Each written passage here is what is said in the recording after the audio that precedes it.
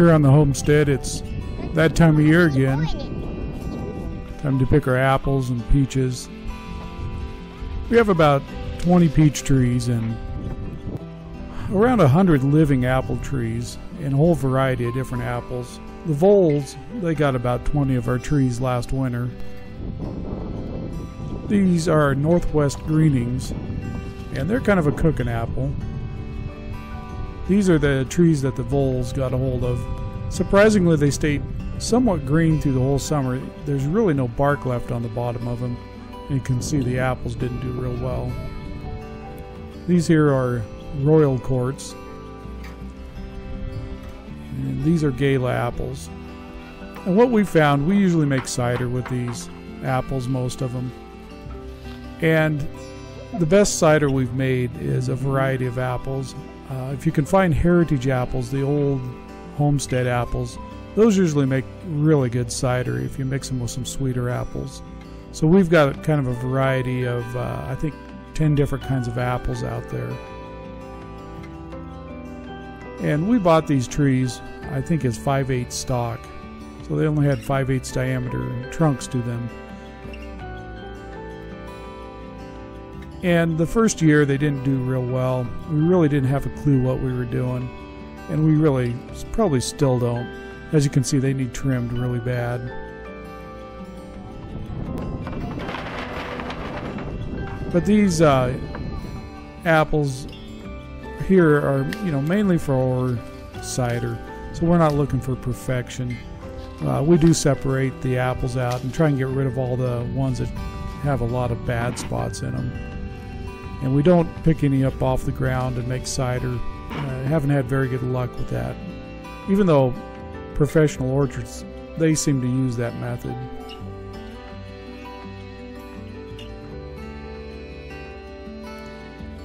And I don't think when you plant something like this, those little small trees, and this sounds like a great idea on paper, but I don't think you really realize how much work you've created for yourself.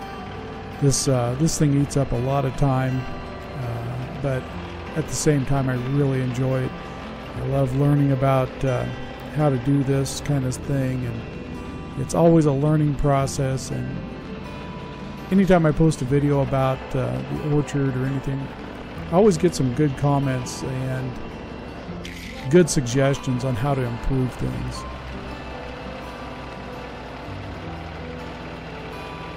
I know there's no OSHA seats for these guys, but we just kind of putt around, and so don't get too fuzzed up.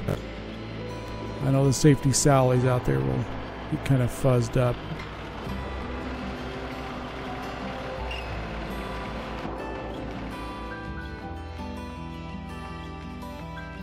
Now this thing I'm wheeling in is a grinder I made a few years ago.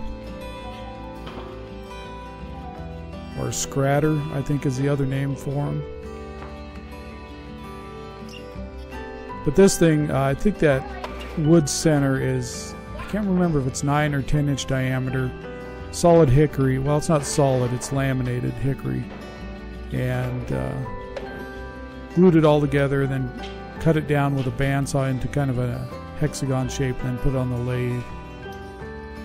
And all the screws in it are stainless steel screws, and there's a lot of them. And this thing works fairly well. There's some things I would have changed it if I had it to do over again. It's not the fastest thing in the world. And that gearbox, I think it's a 20-to-1 reduction. I had it off of an old conveyor system that we had when we were mining. And here we usually wash the apples. We add a little bit of bleach to it, and like to wash those apples off really good before we start grinding them.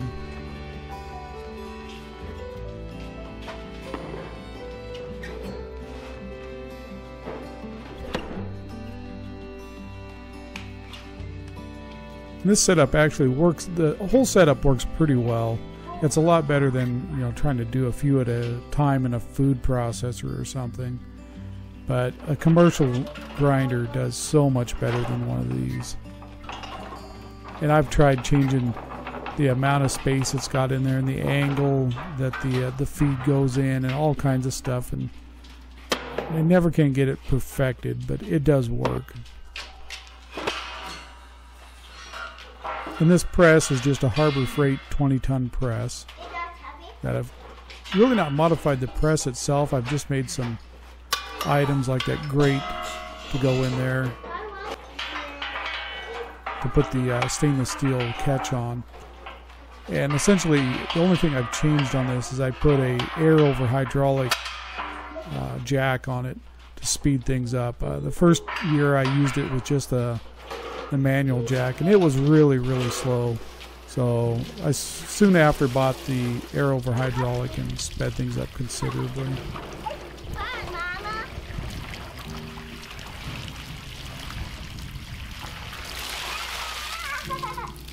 And this hasn't been used since last year, so I want to make sure everything's nice and clean. And all the items we use, we put Star Sands on it. It's a sanitizer that you can buy at homebrew places and places like that. And if you don't get too much of it in there, it's safe. You don't have to worry about washing it off. You can just leave it in there. So everything, I didn't get that on video, but everything gets sprayed down with Star Sands before we start this process.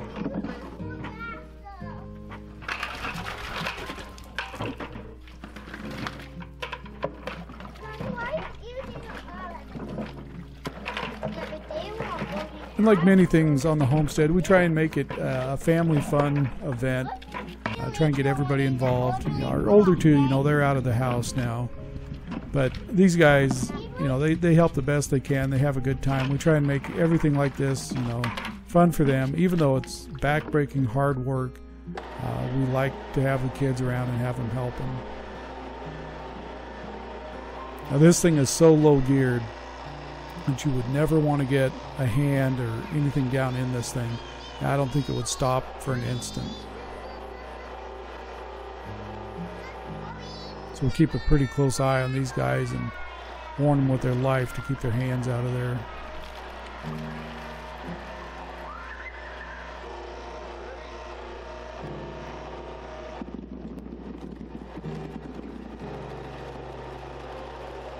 Now some of these green apples look like they have wormholes in them, but they're really not wormholes.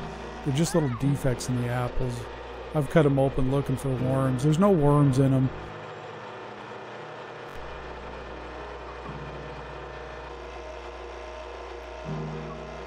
Like I said, this grinder's fairly slow. The first little bit it'll grind pretty good, and then it kind of, I don't know if the teeth get kind of plugged up with apples. If I had it to do over again, I wouldn't put the teeth so close together. And you about have to use a push stick all the time to keep it going. It will feed itself very slowly, but this is a little better method. We're talking about buying a little more professional grinder that'll eat these up a little quicker. And with 100 apple trees, even though they're dwarf and semi-dwarfs, that's a lot of apples. And we're still contemplating the idea of making hard cider, I guess, professionally. We started the process several years ago and kind of got hung up and stopped. The kids were only about a year or two old, and I wanted to spend time with them when they're that age, and even at this age. So I didn't want to start a business at that time and have it eat up all my free time. So I decided to put it on hold for a few years, and we're kind of thinking about it again, seeing if it's going to be feasible for us.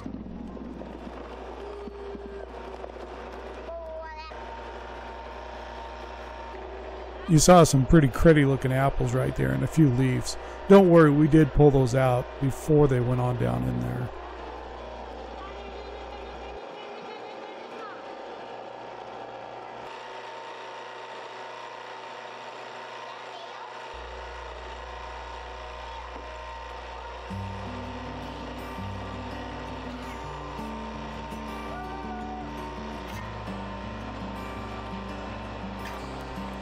And the reason we do this in the shop, I didn't do it in the shop before. I always did it outside. I kind of found it more enjoyable to do it outside. You're not so crammed in here. But the bees love this stuff. As soon as they smell that cider or however they detect it, they are there. And that one year, I can't remember how many years ago it was. I think 3 years ago. I think I got stung at least 12 to 15 times right in a row. You know, just reaching into the bucket, there'd be a bee in there, and just like I'm doing there, and get stung, and then they just got super aggravated, the yellow jackets. And I'd got stung many times in the past and never had a problem. But getting stung that many times so close together, started having a reaction. My wife wound up taking me to the ER and had the epi shot and Benadryl and all that stuff. And so after that, I decided we're doing this in the shop, and if the bees start showing up, we're closing the doors. And this day, the bees really didn't bother us too much. I think they have plenty of peaches on the ground to go eat. As you can see, these are just high-density pieces of plywood. Well, not plywood, but high-density boards that have been cut with grooves in them off of a table saw to allow a spot for the juice to come out. And it works really well. I tried to find some of those baskets that they haul bread around in like grocery stores they deliver the bread in. I wanted to find some of those, and in our little rural area, I just couldn't run any down, so I made these, and it worked pretty good. I sealed them up, and it seems to work really well. I've got enough to do, I think, a 7 stack. I usually do 4 because that's all the fabric we had available. And this particular fabric, usually you want to use muslin for this. And I could not find my muslin from the year before. I don't know if it went bad and I threw it away. I don't remember what I did with it. So fortunately, my wife had this stuff sitting around and we used it. The only problem with it is it's a little more stretchy than the muslin, so I didn't get quite the amount of juice out, because as it pressed down, it wanted to kind of squish the sides out. Normally we get about a 70 to 75% recovery rate, and what that means is 75% of the weight of the apple winds up in cider. This time it was a little less than that, and I think a couple factors. Those Northwest greenings, this is the first year we've had a lot of them, so they don't contain, even though they're a big apple, they don't contain a lot of juice.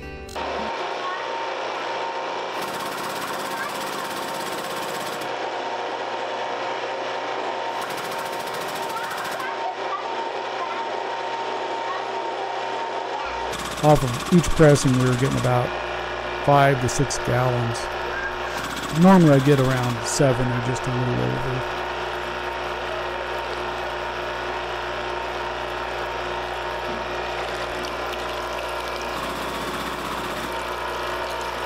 This is one area this press can be improved. That stainless steel tray, the hole's not quite big enough for the drain. I need to open that up a little bit so it drains a little bit faster. And that's, I don't know, kind of a kludged up approach there, but it works. I've never had a problem with it this way. I did have a couple steel rods to go in there, and I actually bent one of them, so I quit using those and went back to just cribbing in there, and it seems to work fine.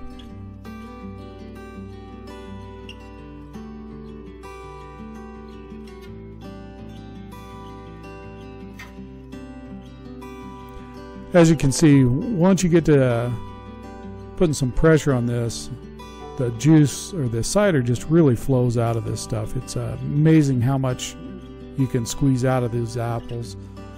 And what you've got left is fairly dry material. This was a little wetter than usual, and I think it's due to that fabric, but it's still overall pretty dang dry.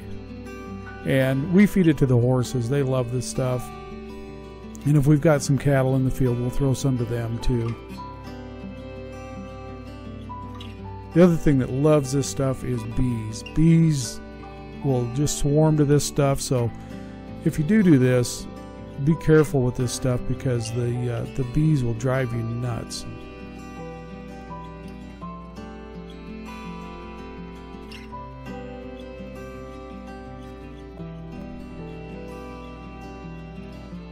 You know, the first setup on this year, it took a little while to remember how I do it. Every year I run into this. I'm like, how did this work? And so that first initial round, that pressing from the start of it to the end probably took 15 minutes or so. The grinding's what takes most of your time. And the wife had an excellent idea. She would grind and I would press, so it sped things up considerably. And this is the second batch.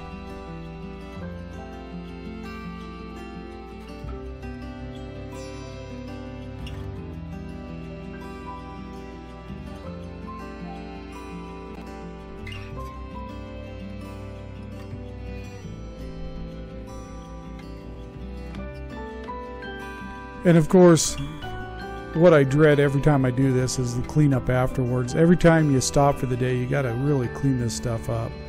You don't want to give bacteria a chance to get in there and cause you problems. And after you wash everything down, you spray with that Star Sands, and it seems to do a really good job. We've never had a problem. And all those little screws just get so gummed up with apple pieces, and boy, it takes a long time to clean that out. We try and get the majority off right here, then come back later and do a better job cleaning it. I just want to get the big chunks off here.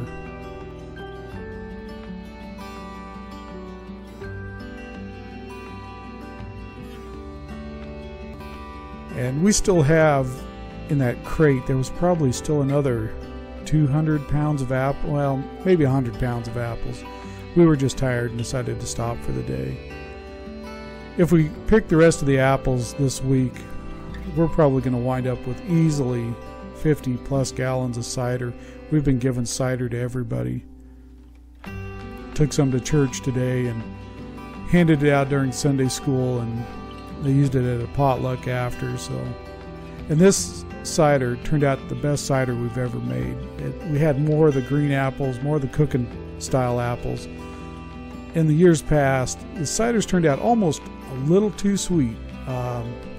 It was good for about the first half glass, and then it kind of was overpowering. This year, it had just enough tartness to it. It's just the perfect drinking cider.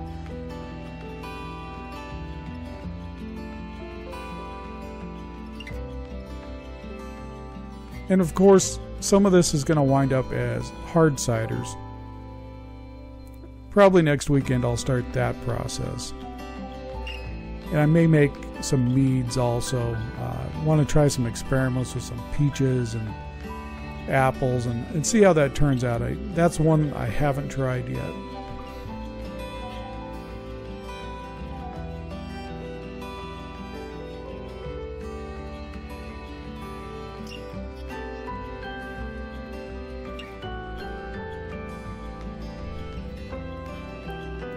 Like I said, we try and make this a good family event, like most things around here. Of course, by this time of the day, the kids are getting pretty dang tired. As you can see, how much juice or cider comes out of that. And there you can kind of see what I'm talking about with the material pushing out on the sides. If we'd loaded them a little less thick with apples, they wouldn't do that quite as bad. At this point, we were just trying to get done for the day, and so we loaded that top one quite a bit too heavy, and you can see it pushed out quite a bit on the sides.